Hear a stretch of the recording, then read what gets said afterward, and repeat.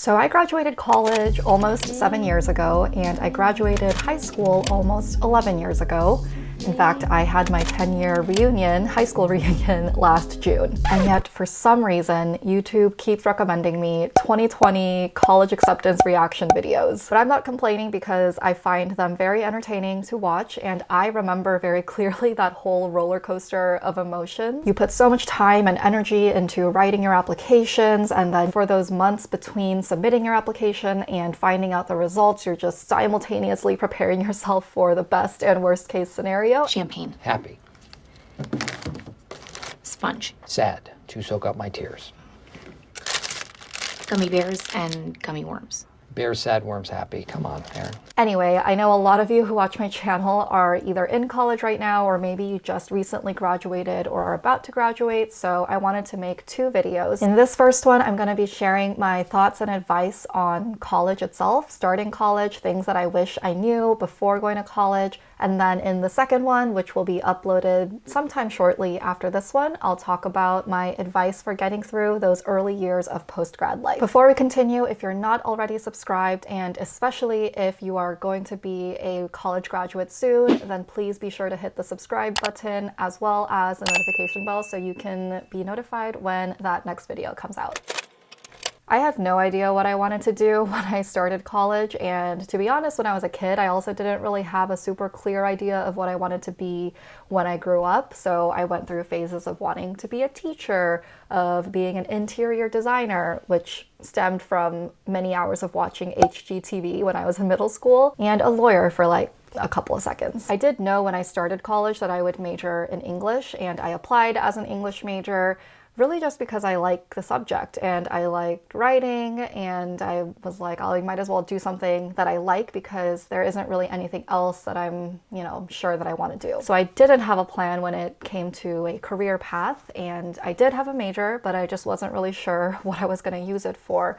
And when I started college, I just kind of felt like I didn't have an identity. Not to be dramatic. I think it's because growing up, and especially in high school, I felt very defined by my grades and also by swimming. So that felt like that was who I was, because it really was the majority of my world at the time. But then I went to college and I wasn't the best student. I mean, in my English classes, there were so many other students who were smarter than me, wittier than me, more analytical, and could voice those opinions really well and eloquently in class. And I also wasn't swimming anymore because college Division I swimming is a whole nother level that I could not get to. And so I felt pretty negatively about myself because I felt like I didn't have this passion that all the people around me seemed to have on the surface, whether they were pre-med and really wanted to go to med school, pre-business and had all these entrepreneurial goals, or even like architecture and having this really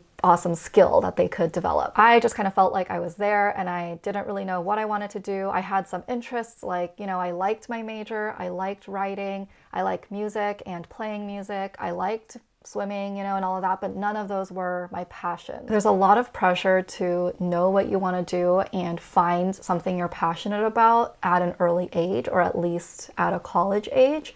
And while some people do find it, or at least start to find it, or explore it, or discover it, it's really like a lifelong process to find a passion and to really get into it and do something with your life that relates to your passion. I don't want to say that college is only a time to find yourself and explore everything and see what's out there. It is to an extent, but I don't want to say that that's all that college is, because that's just impractical. What I am saying is that finding a passion and finding a career goal is a lifelong process. And so if you don't know that right when you're starting college, it's okay. Follow what feels right and appropriate for you at the moment, and eventually you will find the right career goal or career path for you. I already said that I wasn't the best student in college. There were a lot of other people who engaged a lot more in the classroom. Like, I did all my assignments, I went to lectures most of the time, but I rarely contributed to discussions or asked questions during class. And even less frequently went to office hours. I think this came from laziness as well as feeling like I had nothing to ask or talk about at office hours. But that's just stupid because there's always more to learn and know about a subject or a topic. And like, if you know everything, then why are you taking that class in the first place? I think I also had a bit of a fear of asking questions and coming off potentially as stupid or something.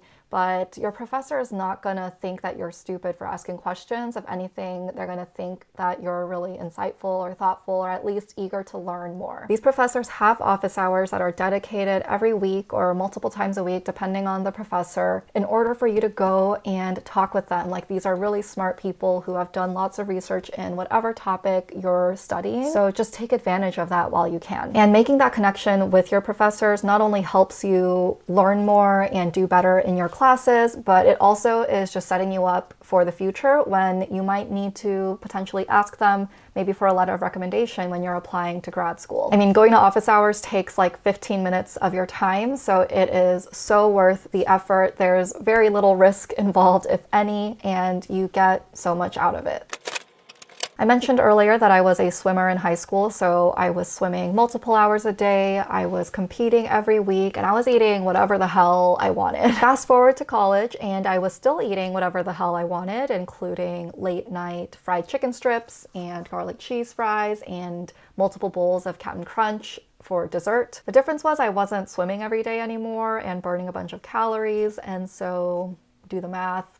I definitely gained the freshman 15. And if you're Asian like me, then you already know all the comments I got from family members and family friends during those first few years of college. So when I gained those 15, 20 pounds freshman year, I kind of felt like a failure because, as I said earlier, I identified as an athlete growing up my whole life. And so going into college, I was like, yeah, I'm still gonna be disciplined. I'm gonna work out every day. Like, this is what I do. This is who I am.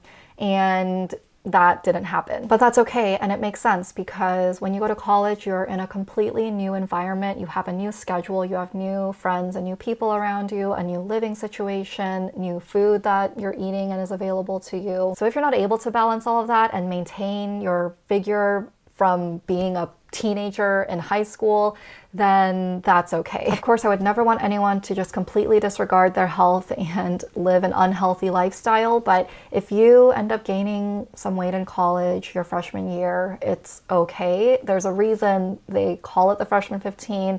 There's a reason it happens to a lot of people. It's because you're just juggling a lot and in a new environment, so just give yourself some grace. When you're in high school, your schedule's pretty much all set out for you. Like, you have your 6 periods or whatever in a day. I don't think that has changed much, but it has been a while since I've been in high school. But generally, you start and end at the same time every day, with some exceptions here and there. In college, you have a lot more flexibility with your schedule. So obviously there are certain classes that you have to take, whether it's a general requirement or it's for your major, and sometimes those classes are only offered at certain times, but you have a lot more freedom in your schedule, and every day your schedule could be very different. For example, my first semester of college, I didn't have any class on Fridays, and that's because I purposely chose classes that did not meet on Fridays. And this was great in theory because I would have a 3-day weekend every week, you know, a 4-day weekend if there was a holiday on Monday, even better. And I was thinking that on this extra day, this extra Friday that I had off of classes, I would still wake up early, maybe do some exercise. This is when I still thought that I would be exercising all the time in college, get ahead of my assignments so I could have the rest of the weekend off. Like, it was a great plan. What actually happened was that I would stay up super late on Thursdays, and then I would sleep in on Friday. And if I didn't get anything done on Friday, it was fine because I still had Saturday and Sunday. And then of course, people want to hang out and go out on Fridays, so I would do that on Friday and still not feel bad about it because, you know, I still had the weekend ahead of me. So anyway, this extra day that I had in my schedule that I thought would make me more productive actually didn't do anything at all, or maybe sometimes even made me less productive. As I said before, you're in a new environment, you're balancing all these new things, and you suddenly have this freedom in your schedule, and sometimes it's, you know, you end up abusing that freedom and not using it in the most productive way. So you have this awesome flexibility when you go to college, but just be mindful of how you use it. In case you're new here or you don't know me, I studied abroad for a semester during my junior year of college, and all my friends know this because I never shut up about it. I was at the University of Bristol in England for the spring semester of my junior year, and so when I came back for senior year, I was just badgering everybody I knew who was younger than me to go study abroad. Because honestly, I just want as many people as possible to go study abroad. And I have a video about why you should study abroad where I address reasons that people give for not studying abroad. So if you need some convincing, then please go watch that video. I will link it in the description box. But seriously, if you're gonna start college, or even if you're in college, it's not too late. Go study abroad. The number one regret I hear from my friends who didn't study abroad in college is that they didn't study abroad. And for me, one of my regrets is just that I didn't study abroad for longer, like for a full year. So please at least just consider it and look into it. And I know that sometimes it feels like it's not an option for you, but a lot of times you can find a way. I think for some people, college really is the best time of your life, and for others, it just doesn't really live up to those expectations. And everyone's journey is just very different, and so many college experiences are nothing like what you see on TV or in the movies. I think college really is just another chapter of your life. It's a significant chapter of your life where you learn a lot and you grow a lot. College definitely isn't going to be easy for some, you know, academically, socially, mentally, physically, but that's actually, you know, good because it's through challenges and hardships that you grow as a person. So try to learn as much as you can. Don't be afraid of looking stupid when you go to office hours. Go abroad if you can, and just be accepting of yourself in a new and changing environment. That is all for part 1 in this 2-part series. Again, in part 2, I'll talk about getting through those early years of post-grad life. If you're getting ready to go to college or maybe even grad school or something, then congratulations, good luck. You worked so hard for this, and I'm very excited for you. And if you made it this far into the video, then thank you so much for watching and supporting my channel. I really appreciate it, and I will see you in the next one. Bye.